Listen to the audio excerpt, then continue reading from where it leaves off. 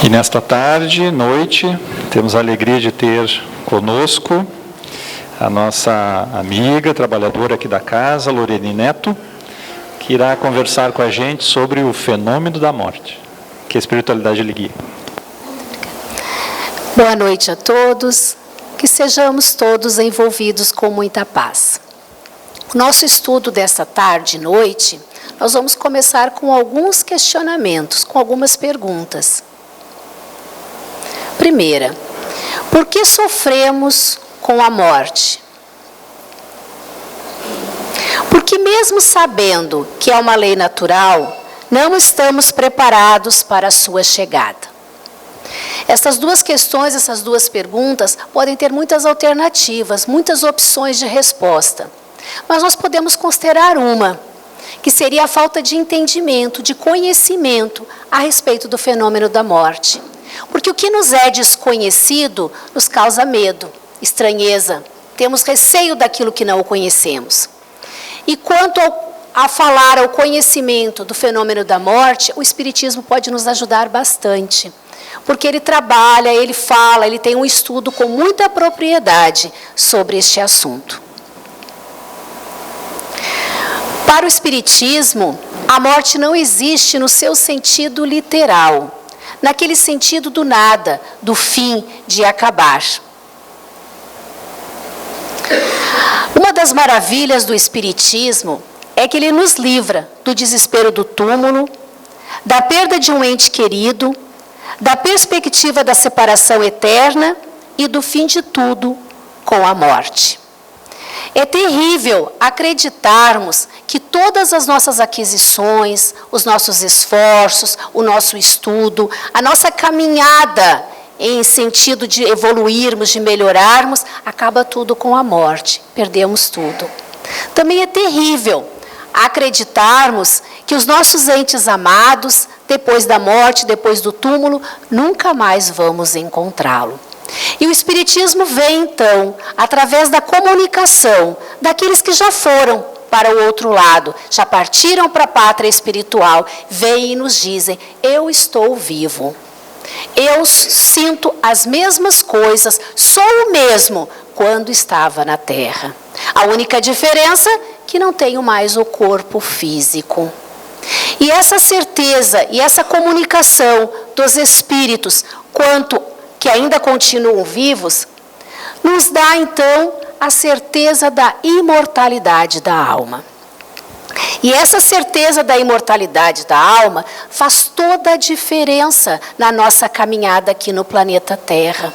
Porque compreendendo que somos imortais, que não acabamos, que somos eternos, que este é um presente que Deus nos deu. Até podemos considerar um dos melhores e maiores presentes pelos quais o Pai nos deu.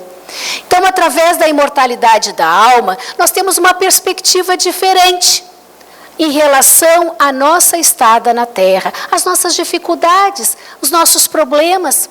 Diante da eternidade, diante da imortalidade da alma, as nossas dificuldades são nuvens passageiras. Como a Nedi leu no livro Vinha de Luz, onde ele diz, paciência. Paciência para com os seus problemas. Paciência para com as lições da vida.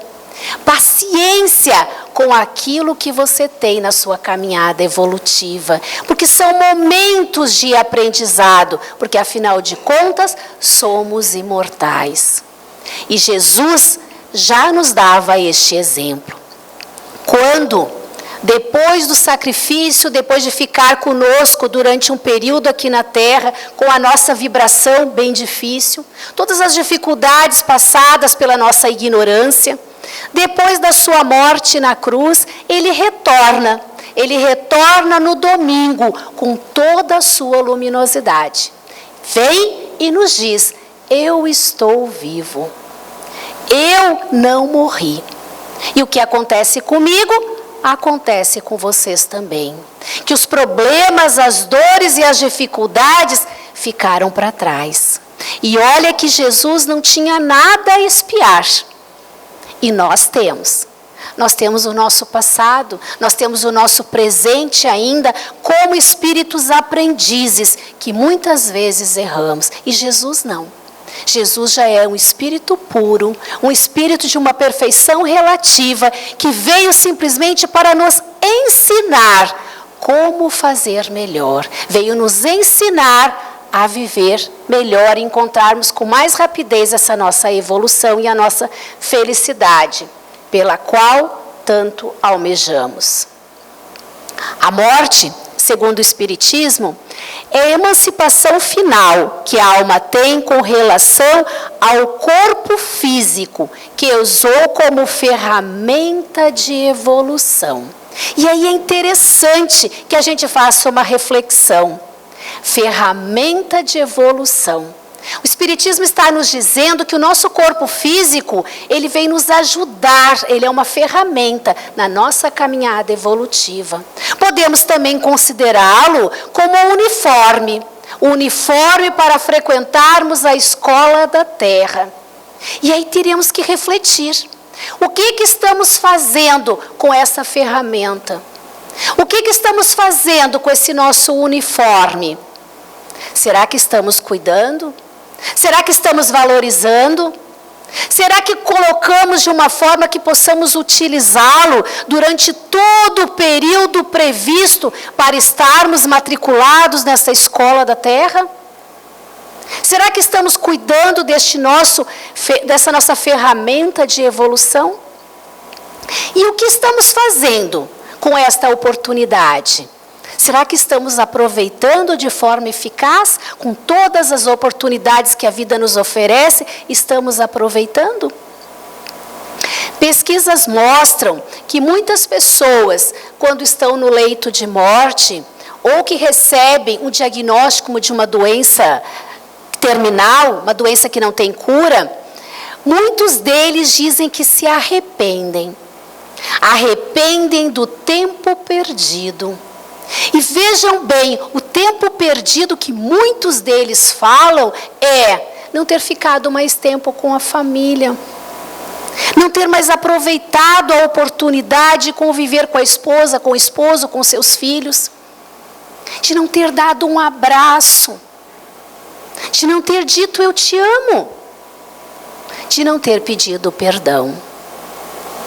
Muitos dizem que se arrependem das oportunidades que tiveram e desperdiçaram. Então é interessante que possamos analisar. Será que estamos aproveitando esta nossa oportunidade? Será que estamos fazendo tudo aquilo que nos cabe, tudo aquilo que já temos condições de realizar, aproveitando essa ferramenta de evolução, este nosso uniforme da escola da Terra? É algo a se pensar. Mas se afinal de contas, o Espiritismo nos diz que a morte não existe, para onde vamos? Através da psicografia, da mediunidade, de espíritos que estão aqui na Terra, os espíritos então enviam mensagens, escrevem livros e descrevem como é o outro lado. E essa questão que a morte não existe, não é apenas teoria do Espiritismo. Não é só comprovação do Espiritismo, através da mediunidade, através das mensagens, dos livros, das histórias que nos é trazido. Nós temos já comprovações científicas. Nós temos provas científicas que vêm nos dizer que a morte não existe no seu sentido do fim, do nada, no seu sentido literal. E aqui nós podemos colocar como uma das provas científicas a experiência de quase morte. Experiência de quase morte é quando uma pessoa é dada pela medicina como morta por alguns minutos. E logo em seguida ela retorna e ela conta a sua experiência. E nós temos casos bem interessantes desta experiência de quase morte. Tem um caso de um rapaz que ele foi dado pela medicina como morto, e ele retornou depois de alguns minutos e ele conta a experiência passada por ele. Ele conta o seguinte, que ele se afastou do corpo físico, se desligou do corpo físico, caminhou pelo hospital, foi até um parque, passou por um parque, lá ele viu um conhecido, encontrou um conhecido, continuou caminhando, foi até uma avenida bem movimentada. E lá nessa avenida movimentada, ele presenciou um atropelamento. E este homem que foi atropelado veio a morrer. E ele viu o espírito se desligando daquele corpo físico. O espírito foi lá e conversou com ele. E em seguida, então, ele vê uma luz que o envolve e o retira dali, ficando apenas o corpo físico. Depois disso, então, ele sente uma vontade irresistível de retornar ao hospital. Ele retorna ao corpo físico e conta para os seus familiares esta sua experiência. Os familiares acreditam que seja uma alucinação, consequência dos medicamentos, e vão então averiguar. Vão até este conhecido que ele disse que encontrou para o parque e ele confirma este encontro. Vão até as autoridades e as autoridades confirmam também. Naquele dia, naquele horário, aconteceu realmente um atropelamento com um homem e este homem veio a morrer. Comprovando aquilo que ele falava como uma experiência vivida por ele. Outra também que temos, uma outra prova científica que temos, é de um pesquisador, psiquiatra, pesquisador, é chamado Dr. Brian Weiss. Ele não era religioso, não era espírita, e ele tinha uma paciente, uma jovem paciente, que tinha um quadro bem complicado. Tinha muitas fobias, síndrome do pânico, uma série de problemas. Era tão grave a situação dessa jovem paciente dele, que algumas vezes ela dormia dentro do guarda-roupa, devido às suas fobias. E por mais que se tentasse um tratamento, não se conseguia resultado eficaz. Até que ele resolve, então, tentar a hipnose. Na primeira sessão da hipnose, ela vai até a infância. E ela, então, relata situações da infância que poderiam justificar algumas fobias. Mas o interessante é que ela não tem melhora nenhuma, não tem melhora clínica no seu quadro. Mas ele continua a hipnose e ela vai além. Ela vai a séculos e séculos anteriores àquela situação, àquela vivência.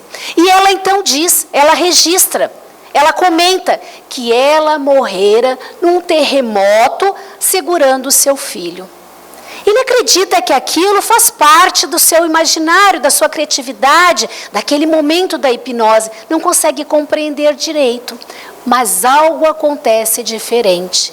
Ela começa a ter melhora no seu quadro clínico. E ele então continua as hipnoses. E ela então vem e relata outras situações, outras vivências em que justificavam o quadro em que elas se apresentavam. E diz ele, o Dr. Brian, que neste período em que ela vinha com essas vivências dela, vinha o que ele chama, uma entidade que ele chama de mestre, e que lhe disse coisas da sua vida que só ele sabia. E também lhe trazia conselhos. Então, depois desta experiência, ele então lança o livro Muitas Vidas, Muitos Mestres. Não é uma obra espírita, não estamos aqui indicando a leitura, até porque não a conhecemos, mas estamos aqui como uma prova científica, porque o Dr. Brian era um médico, um pesquisador, e não um espírita. Quanto ao fenômeno da morte, nós podemos aqui fazer uma metáfora da colheita é obrigatória. Durante a colheita, durante a plantação, aquilo que nós plantamos, nós colhemos. Se nós plantamos tomate, vamos colher tomate. Não podemos querer plantar tomate e colher batata. Não é possível. Então, na nossa vida também acontece semelhante à plantação do tomate, da cebola, de uma plantação de uma lavoura. Nós colhemos o que plantamos. Então, o nosso desencarne, o nosso retorno à pátria espiritual, o nosso retorno para essa outra dimensão, vai depender do esforço aplicado aqui, no trabalho aqui na Terra, das condições de aproveitamento do tempo, da perseverança em vencer os obstáculos e da disposição de dividirmos essa nossa colheita com outras pessoas. Vejam, o nosso retorno à pátria espiritual, a forma como vai se realizar, vai depender de como vivemos aqui. Qual foi o nosso esforço em relação a esta escola da Terra? O nosso tempo foi aproveitado? E ainda eles dizem mais. Por mais que você tenha se esforçado, aprendido, qual foi a sua divisão nesta colheita? O que você dividiu com aquilo que você conquistou, com aquilo que você aprendeu? Então, além do nosso aproveitamento do tempo, em aquisição nossa de conhecimento, precisamos trabalhar com este conhecimento, dividir com as outras pessoas. E aí podemos lembrar do exemplo do Dr. Bezerra de Menezes. Dr. Bezerra de Menezes, no livro Semeador de Estrelas, de Sueli Caldas Schubert, ela conta como foi o retorno do Dr. Bezerra à pátria espiritual. Dr. Bezerra, como todos sabemos, foi um médico que trabalhou muito em prol das pessoas. Não apenas na área da medicina, mas também como espírita, ele consolava, ele orientava, ele acolhia os espíritos ignorantes, os espíritos sofredores. E quando ele desencarna, o seu desenlace foi automático. Ele desencarnou, ele morreu e já logo se apresentou no mundo espiritual. E ele foi recebido, nos diz Sueli Caldas Schubert, por espíritos de luz. Uma delas é Celina. Celina é a mensageira de Maria de Nazaré para a humanidade. E ela que recebeu o Dr. Bezerra. Enquanto ele estava naquela felicidade, com aquele reencontro com aqueles espíritos de luz, ele escuta vozes chamando por ele. Ele escuta músicas em louvor a ele. Aí ele pergunta para Celina, o que está acontecendo? O que é isso?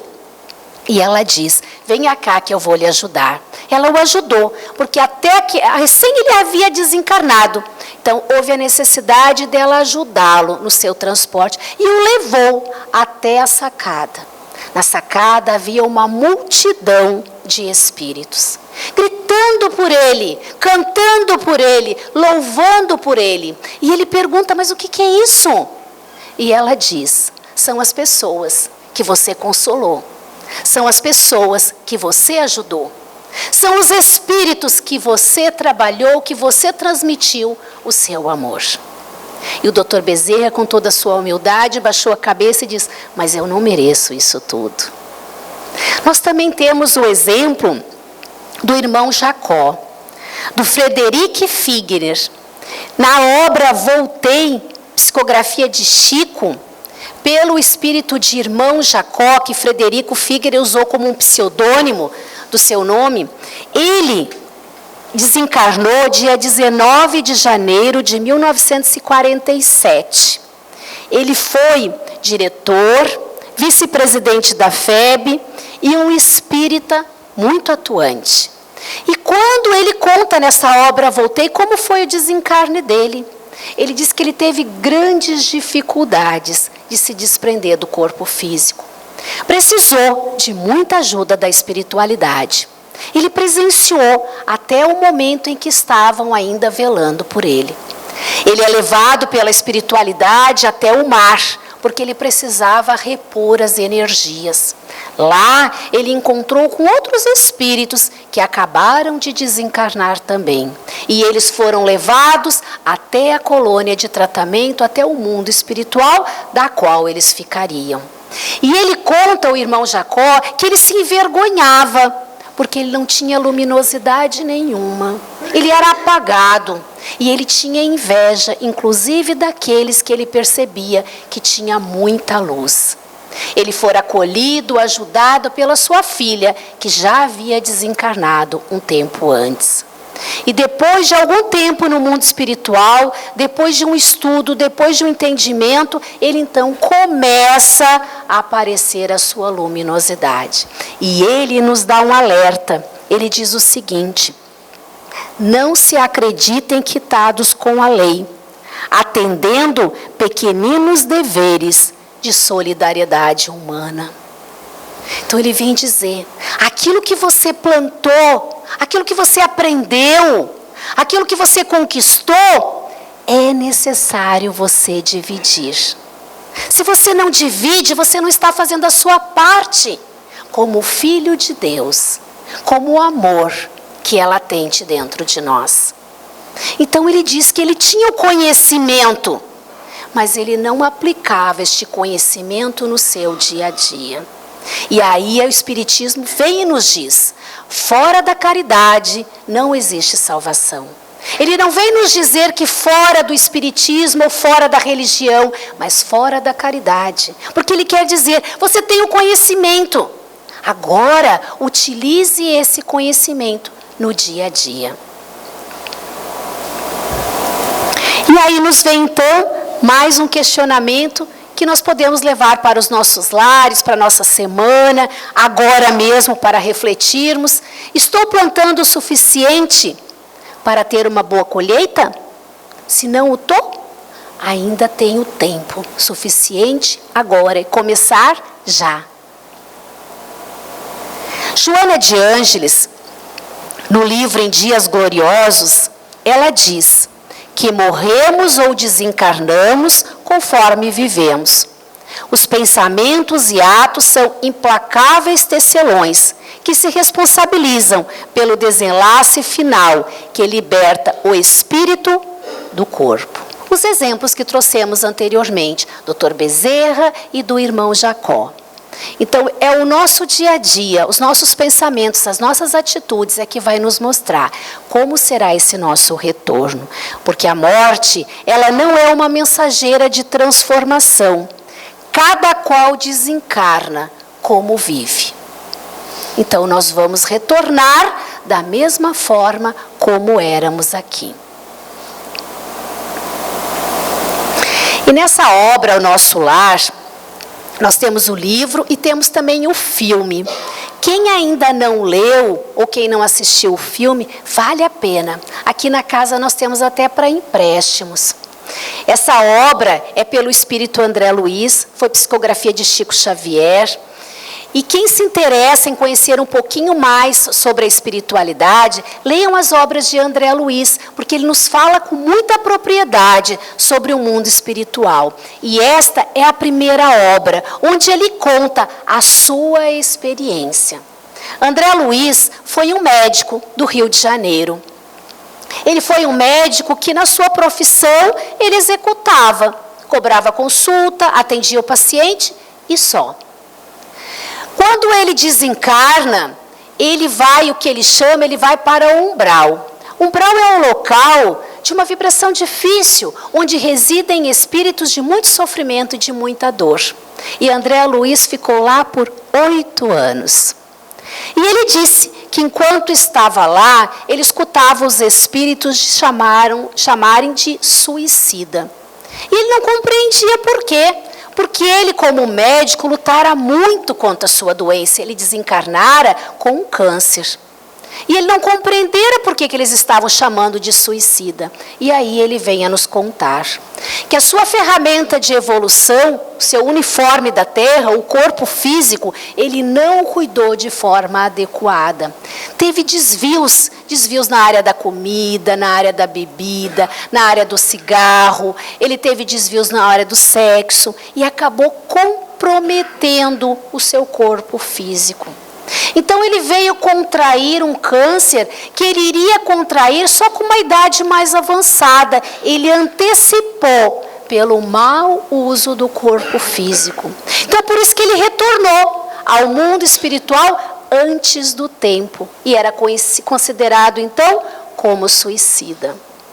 E ele nos alerta que a maioria de nós pelos nossos excessos, nós também somos suicidas involuntários, como ele fala.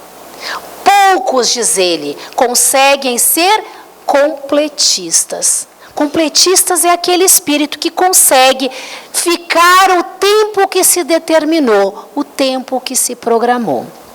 E André Luiz então conta que depois de 8 anos, através da intercessão da sua mãe, que rezava, que pedia, que orava muito por ele, ele foi resgatado e levado então a essa colônia que ele chama de Nosso Lar.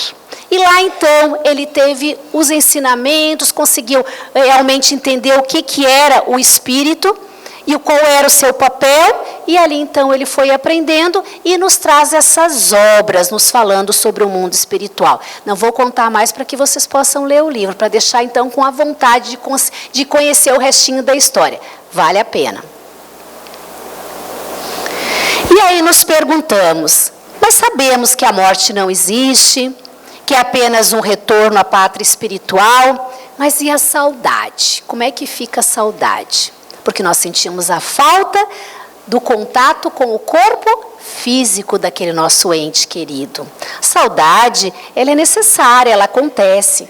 A psicologia já fala que é necessária até o período de luto. Nós precisamos ter. O que é prejudicial é o desespero, é a revolta. Isso sim, atrapalha tanto aquele que já desencarnou, que já retornou ao mundo espiritual, quanto aquele que ainda fica na escola da terra, prejudicando os dois lados. Porque aquele que retorna, ele também tem suas dificuldades, porque ele vai precisar se readaptar naquele local que ele já ficou um tempo afastado. Então, se nós não transmitirmos alegria, paz, tranquilidade, será muito mais difícil essa readaptação. E quanto a nós também. Este livro aqui, Socorro e Solução, é de José Carlos de Luca. Ele fala sobre vários temas. E um dos temas que ele coloca aqui, que trouxemos para analisar, é uma carta que Chico recebeu de um rapaz de 17 anos, da cidade de São Paulo, que desencarnou através de um infarto, vítima de um infarto. E a família se desesperou. A família quase enlouqueceu de dor. O pai chegou ao ponto de abandonar a fábrica de tecidos que tinha em São Paulo. E todas as noites ele ia para o cemitério e dormia no túmulo do filho, dizendo que o filho não gostava de ficar sozinho. Depois de meses e meses de terrível sofrimento, eles resolvem procurar Chico Xavier. Então, nesse contato com Chico, o filho manda uma mensagem, que José Carlos de Luca nos coloca um pedacinho desta mensagem, que eu vou ler para vocês. Ele diz o seguinte: meu pai, querida mãezinha, não chorem mais. Não morri como pensam. O que sinto é a névoa das lágrimas com que me acompanham. Não chorem mais, imploro. Melhoro em espírito, quanto ao ânimo de que preciso para seguir adiante. Mas ouço as vozes de meus pais queridos, chamando-me em pranto. O ande. E além desse trechinho que José Carlos de Luca nos coloca, existem mais dessa carta, e um dos trechos da carta, ele diz que quando o pai vai ao cemitério para dormir com ele, neste momento ele vai até a mãe, que está em casa sozinha e se sentindo também abandonada. E que ele não está naquele túmulo no qual o pai se preocupa. E depois então desta mensagem que receberam de Chico, eles perceberam, os pais perceberam o quanto amavam aquele rapaz e o quanto estavam prejudicando a ele, a sua caminhada e a eles também, que ainda teriam que ficar por um tempo aqui na terra. É claro que a saudade continuou, mas o desespero e a revolta tomou outras proporções, já não existiam mais. E ainda, nesta mesma obra, José Carlos de Luca nos diz: morrer como afirmou Victor Hugo, não é morrer, mas simplesmente mudar-se. A morte nos tira apenas o aspecto físico da vida, mas não acaba com a vida propriamente dita. Porque a nossa essência é espiritual, portanto, imortal e indestrutível. Viver é para sempre. Tem absoluta razão Herculano Pires ao sustentar que seria estranho e até mesmo irônico que num universo em que nada se perde, tudo se transforma, o homem fosse a única exceção perecível, sujeito a desaparecer com os seus despojos. E ele ainda diz: o espírito, após a sua passagem para a vida maior, precisa de ânimo para prosseguir adiante. É natural que ele também esteja sentindo a dor da separação e a angústia de não ter mais como voltar em corpo físico naquele momento. Ele carece de força moral para seguir em frente na nova dimensão. E muitas vezes tenta buscar esta força junto aos seus familiares. O Andy, esse rapaz que mandou a mensagem, fala do seu esforço em procurar ânimo para tocar a vida adiante, mas diz que houve o chamado dos pais queridos em pranto desanimador. Por tal razão, nossos entes queridos imploram que paremos de chorar. Isso atrapalha a vida deles e a nossa também. Para ajudarmos nossos entes queridos, sigamos esse sábio conselho de Emmanuel. Pensa neles com a saudade convertida em oração. As tuas preces de amor representam acordes de esperança e devotamento, despertando-os para as visões mais altas da vida. Troquemos assim o pranto do desespero pelas preces de amor. Quem partiu merece e precisa do socorro do nosso coração para seguir tranquilo na viagem que regressa à pátria espiritual. Conta-se também que uma mãe a filha havia desencarnado ainda criança. E essa mãe, no seu desespero, na sua revolta, um dia ela tem um sonho. Ela sonha que vai num campo muito florido, onde havia muitas árvores, flores, e as crianças brincavam ali, alegres e satisfeitas. E ela não encontra sua filha no meio daquelas crianças. Ela procura e não a encontra. E vai então encontrá-la atrás de uma árvore. Baixadinha nesta árvore, toda molhada. E a mãe pergunta: mas por que você não está brincando, se divertindo com as outras crianças? E ela diz: eu não consigo porque as tuas lágrimas de desespero, de revolta, estão me prejudicando. Estou toda molhada, ao ponto que não consigo nem caminhar, quanto mais brincar. A mãe acorda e lembra do sonho. E tem a nítida sensação de que ela estava prejudicando a sua filha. Então, a partir dali, ela toma atitude diferente. Ela pensa nela com carinho, com amor, com agradecimento a este pai maravilhoso que lhe deu a oportunidade de conviver com aquela criança por alguns momentos, por alguns anos. E não houve mais o desespero e a revolta. Porque nós, afinal de contas, estamos ligados pelo amor, pela afinidade. Estamos separados momentaneamente na forma material, mas continuamos nos encontrando nos sonhos, através das orações, dos pensamentos. Recordar os momentos felizes ajuda bastante também.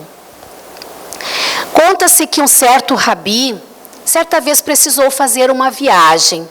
E naquela época o transporte e a comunicação quase não existia. E ele ficou alguns meses fora de casa. Acontece que no período em que ele ficou fora de casa, aconteceram um acidente. O rabi tinha uma esposa e 2 filhos. Aconteceu um acidente e os 2 filhos vieram a desencarnar.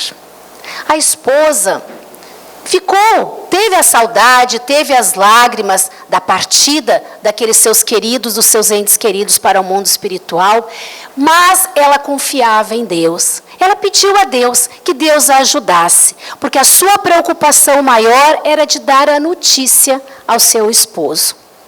Quando então retorna o esposo da viagem, ele logo pergunta: e os meninos, aonde estão? Ela diz: não se preocupe com eles, eles estão bem. Vá tomar seu banho, que eu vou pedir para lhe preparar um lanche. Depois nós conversamos. Ele foi para o banho, retorna e pergunta de novo: mas os meninos estão demorando tanto? E ela diz: não se preocupe com os nossos filhos, eles estão bem. Eu é que não estou bem, eu preciso da sua ajuda. E ele então diz: realmente percebi que você está mais pálida, mais magra, mais triste. O que aconteceu? E ela diz: não, o que aconteceu é que enquanto você esteve fora, um amigo nosso veio e me trouxe 2 joias muito preciosas e pediu que eu as aguardasse por algum tempo. Acontece que chegou o momento que esse amigo veio me pedir essas joias de volta, mas eu não consigo mais devolver. Me apeguei demais, não quero devolvê-las. O esposo, que era um homem muito justo, disse: mas eu não compreendo essa sua atitude. Ela diz: me ajude. E ele disse: então, vou te ajudar. Agora mesmo nós vamos à casa do amigo e vamos devolver estas joias. E ela então lhe diz: as joias já foram devolvidas. As joias são os nossos filhos, que Deus nos emprestou e agora pede que retorne. Eles se abraçaram, choraram, sentiram saudade dos filhos, sim, mas compreenderam que aqueles filhos, aqueles espíritos não eram seus. Estavam momentaneamente como seus filhos, mas eram filhos de Deus. Filhos que Deus deu empréstimo por um tempo. E agradecidos a Deus, eles então continuaram a sua caminhada terrena até o período do retorno na pátria espiritual com essas joias preciosas. E para finalizarmos, Deus é perfeito em sua criação. Ele nos dá inúmeras condições para evoluir. Ninguém fica desamparado, seja nesse plano ou em outros. Cabe a nós, somente a nós, decidirmos em que condições queremos viver, seja qual for o plano. Vamos trabalhar em prol do bem, pois estaremos atraindo bons fluidos e pessoas afins para o nosso projeto. Obstáculos não vão nos faltar, mas teremos a mão amiga do companheiro ao nosso lado, formando uma corrente positiva, fortalecendo nossas intenções e purificando os nossos pensamentos. Não devemos temer a morte, mas sim evoluir nesta dimensão. Afinal, uma outra dimensão nos espera para novas lições. E era esta a mensagem que tínhamos no nosso estudo desta tarde. Agradecemos a atenção de todos e pedimos a Deus e os espíritos amigos que nos acompanham, que nos incentivem, que nos orientem e que nós possamos fazer a nossa parte, aproveitando as oportunidades que a vida, nesta escola bendita, nos oferece, para quando retornarmos ao mundo espiritual, compreendermos e retornarmos como espíritos que conseguiram cumprir a sua tarefa. Muito obrigado a todos.